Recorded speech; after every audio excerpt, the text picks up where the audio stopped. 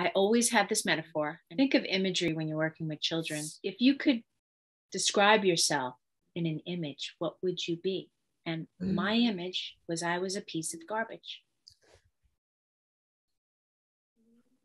I was a piece of garbage. And that's when I attempted to end my life, and I was 13. And it wasn't until I went into therapy and I went, oh my God, I actually believe I'm a piece of garbage, that I started to think about that. And I also felt like I was a crumpled up piece of paper. And because I was so tense and trying to bind all of this anxiety and contain it all. And I didn't have any of these interventions. And it just was stuffed inside me like a crumpled up piece of paper. And then I learned, and through that metaphor, I learned to hold that piece of garbage, smooth it out, open it, look at it. And then I wrote the words, I love you. You're worthy. You're important. I needed to learn how to matter to my own self.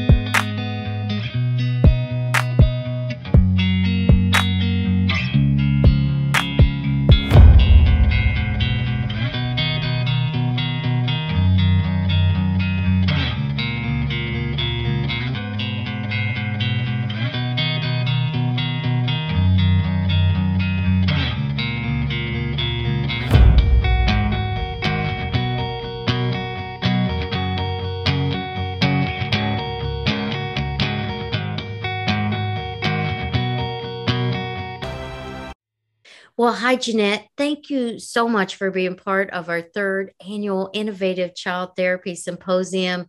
I first met you after stumbling across your handy model, The Brain for Kids, on YouTube. And I was like, oh my goodness, I love Dr. Siegel's handy model, The Brain. And you adapted it for children, which you later told me you even have his blessing with it, his approval. And so I invited you last year in the symposium, and I really got it.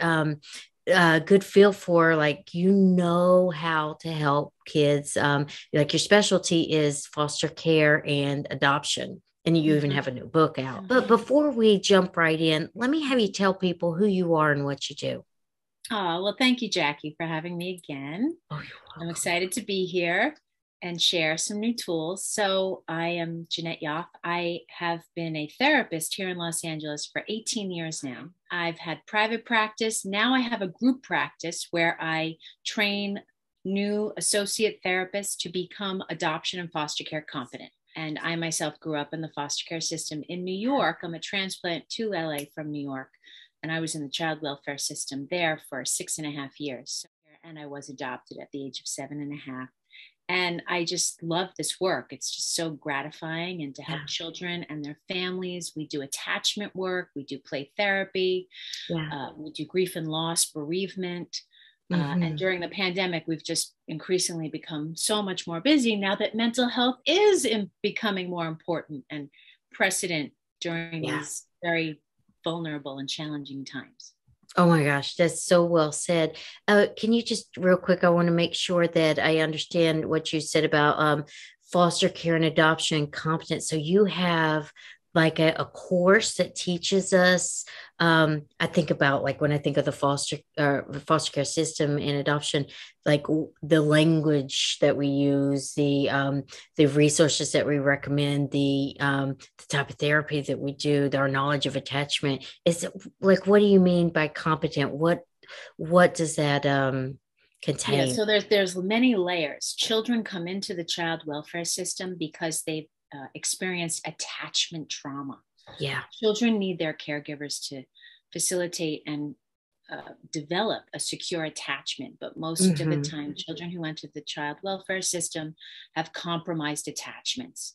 And they have either, the most common is disorganized attachment, which is the most difficult to treat. And that's usually a reactive attachment disorder diagnosis. Okay, right. And then we have avoidant avoidant attachment, we have anxious attachment. So we're dealing with the internal family systems dynamic a lot of the times with children who've experienced attachment trauma. So we have the attachment trauma, but then we also have the grief and loss layer, because children form attachments with their birth families, their families of origin, and then they lose them by entering the child welfare system. And no matter how painful or traumatizing their experience was with their families of origin, they are still grieving the losses of their families of origin. And there are many losses. There's attachment loss. It's trauma, huh?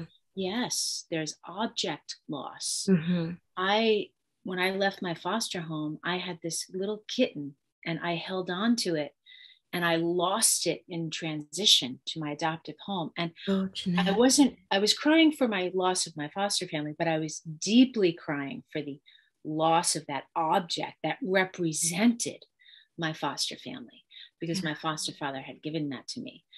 And so there's many losses. And then there's loss of self. Who am I and where am I going? Because now I'm in a whole new environment with different people that appear to be strangers who I don't know. Don't even know. And you've never seen it before. Exactly. And then I have loss of environment, my old room where I used to play, my neighborhood, the park down the street I used to bike to and hang out with my friends, my school. I changed 3 schools in the matter of 3 years. Whoa.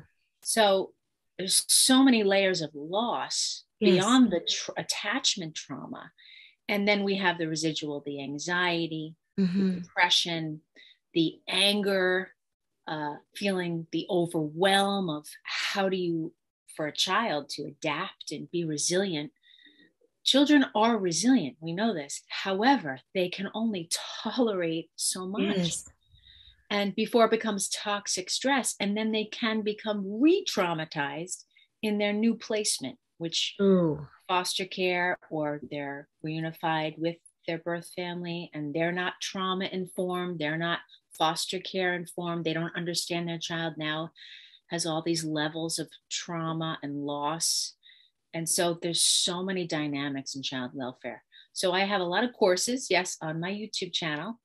Open adoption training, transracial adoption, positive adoption language, how to tell a child their foster care and adoption story with the proper language is so important. And of course, helping parents understand trauma and trauma triggers and why your child is behaving this way, and teaching them attachment-focused parenting. Wow. So there's so many things to do. That's a lot. Endless. It is a lot. It's good stuff. As you were kind of describing your experience of moving and leaving everything behind and all these strangers, I'm thinking of like the polyvagal theory, and thinking about how, like Deb Dana, she says we need to feel safe in our relationship, in our environment, and in our body. Just that one experience leaving, your relationships are like severed. These people that you form this connection with are gone, and then your environment is totally different, which is a cue of danger. I could imagine that. Are there any words that even can describe what that's like for these kids? Right. It's bereavement. It truly is bereavement, because most of the time, typically children who enter the foster care system and they're older, they usually aren't reunified. And so they're walking around with all these questions. And one of my interventions is the question box, just putting all the questions in a shoebox, just so we have a place and a space and acknowledgement of like a grief inventory of these losses. Because typically a lot of parents don't have the language, and they're not trained to be adoption competent, being an adoptive parent. Yes. I mean, it's just insane, especially in private adoptions. There's no training.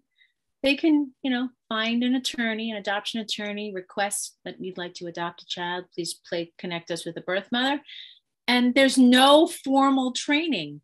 Yeah. So they don't know, like when there's dysregulation and all of this going on, they don't know what's at the root, which can definitely impact the response or reaction to it. Of course. What's driving the behavior? All behavior is a communication of an unmet need. And Oh, we're let's dealing with a pause lot of there. That's big. So say that one more time. all behavior is a communication of an unmet need. Mm, And for children in foster care, there are many layers of unmet needs. yes. And sometimes they don't know how to organize it internally because they're so young. They don't know how to make sense. And they stuff it, which is what I did. I just kept stuffing and stuffing and Yeah. stuffing. I'd have a thought and I go, oh, I don't know who understands this thought. And I needed therapy. And I didn't go into therapy till I was 13 years old because I Oh. had suicidal ideation. I Mm, needed it much earlier. Children need therapy much earlier, as we know, and everyone on the symposium understands, well, is going to understand. yes. Children need it as young as 3. I have Oh, children come yes. in who are adopted because they're asking these questions. Where is my mommy? Yeah. Or what happened to my family? So we need to So much acknowledge and go, change. yes, it's okay to have those questions. Of course, we can only imagine how many questions you're holding inside your Mm, heart, your mind, and we're going to put them in a question box. So you have a place for them, and we will get to answer them one at a time, 1 week at a time when the child's ready. We never do something until the child's ready, always following the child's lead. yeah. And at the same time, there's a fine line because adoptive parents and therapists need to be direct Hmm. in a careful, delicate, with sensitivity Yeah. because it's vulnerable. Yes. But children need us to show them, Yeah. okay, give them permission. Of course, you're thinking about Oh. your first mother, and that's okay. And we understand that. And we can only imagine what that feels like for you. Hmm. And it's okay to feel sad, mad, confused, Yeah. Angry. angry, overwhelmed. So what you're saying is like all of these big emotions, like I just had a interview with Lisa Dion, and she talked about like you're fine just as you are, like not that word pejorative again, not really judging what's happening to them, good or bad, giving them permission to feel because pain demands to be felt. Something that I wanted to bring up today is shame. Oh yes. Because a child has been removed Hmm. from their families of origin, and because children are egotistic, they believe it's their fault. Yeah. It's So, all the world revolves around me, even when it's yes. painful. So, especially with foster youth, they have and experience a lot of shame because Mm, they believe it's their fault. I had one boy, he was 7 years old, and he was in the car with his dad, and he wouldn't put his seatbelt on, and he's sitting in the back seat. And his dad got increasingly flipped his lid. He got yeah. increasingly upset. He had no gap in there between impulse and his control. And his child was acting out in the back seat. Well, he turned around because he kept telling him, put your seatbelt on, sit down, sit down. He wouldn't sit down, and he turned around and he punched him in the back Oh. seat of the car, Mm. just as a squad car was driving past. Oh, goodness. Got pulled over, was arrested on the spot, and this happens. Whoa. Child witnessed everything. Yeah. The first thing he said when we started doing therapy was, it is all my fault. Oh, we took it on internal shame. Oh, Totally. oh, I And feel that, he Jeanette. I was, feel that in my oh, heart. It like puts tears behind my eyes. Wow. yes. Even adoptees separated at birth have a part of them, because Yeah. I'm also an internal family systems therapist, has a part of them that they believe is wrong, deficient, unlovable, Oh, unwantable. How could any mother place her child for adoption? There must have been something wrong about me. yeah. I'm defective. I'm not worthy. I think about that book. What's that book? The womb. Gosh, The I'm primal drawing. wound? Yes, a primal womb. You did Just read that. yeah. Oh Yeah. goodness. Yeah. It even just the title, Yeah. really. Oh, yeah, exactly. So So I good. have a lot of Nancy Verrier, who wrote that book. We have a lot of videos. She presented at a conference that I produced on my YouTube channel if you want to learn more about the Oh, primal cool. wound. Oh, I'll And put it's a link to more, that. down Yeah. here. And if you are a therapist who's interested in becoming more adoption competent, yes, you want to read The Primal Wound. Too. And I'm thinking before we even got on here, you had mentioned you'd written a book for kids too. Yes. Yes. So can you show that really quick? Yes. Just because I think about like that psychoeducation and oh, that's so good. I'm an What is EMDR adoption? therapist, and that's something I would use in phase 2 for preparation. Exactly. You know, bibliography, I mean, is so important. That's It's beautiful, Jeanette. explaining to kids the process that sometimes families just can't live together. And here are the reasons why. There's Oh, many reasons. A child of someone becomes pregnant, they're too young. Their families don't support them. mm. The mother's all alone. She can't do it all by herself. Jeanette, this is beautiful. Drugs and alcohol Mm-hmm. addiction. Parents who don't know how to parent See, properly. all that like can really kind of challenge that. It's my fault. I'm not good enough. Right. I'm What's defective. wrong with you? What's wrong Mhm. with you? A parent who's always assuming that negative motive, or that's the way they were parented. We will parent the way we were parented.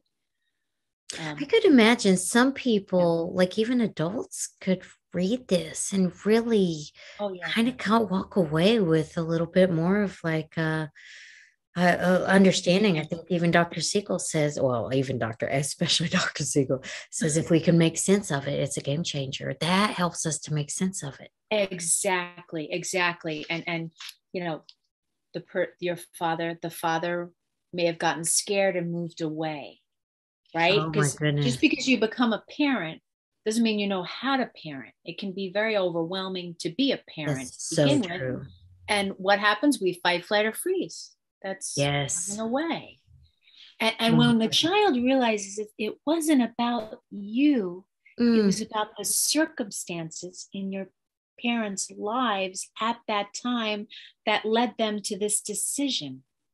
It can make that shame either lessen or even lift. Oh Yeah, my flip the goodness. shame, flip that script.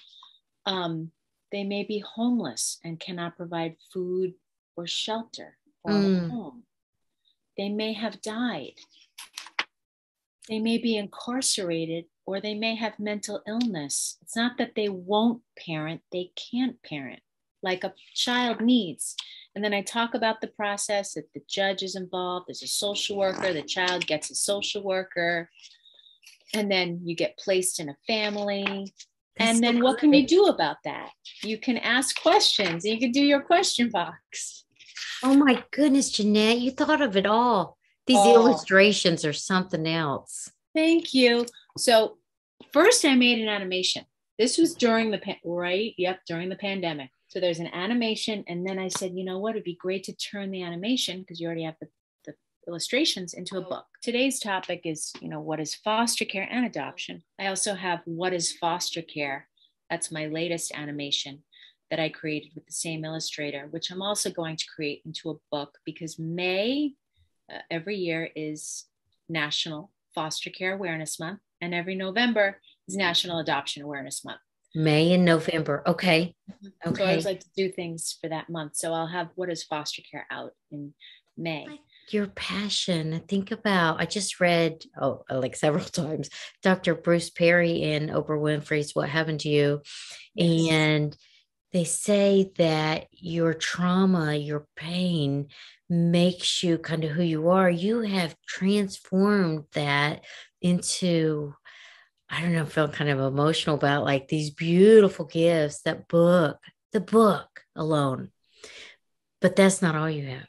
You have the book, you have this YouTube channel, you have this competency program, you're working with the children directly, you're working with parents. Yes. So, gosh, thank you. Thank you for like Oh. being you.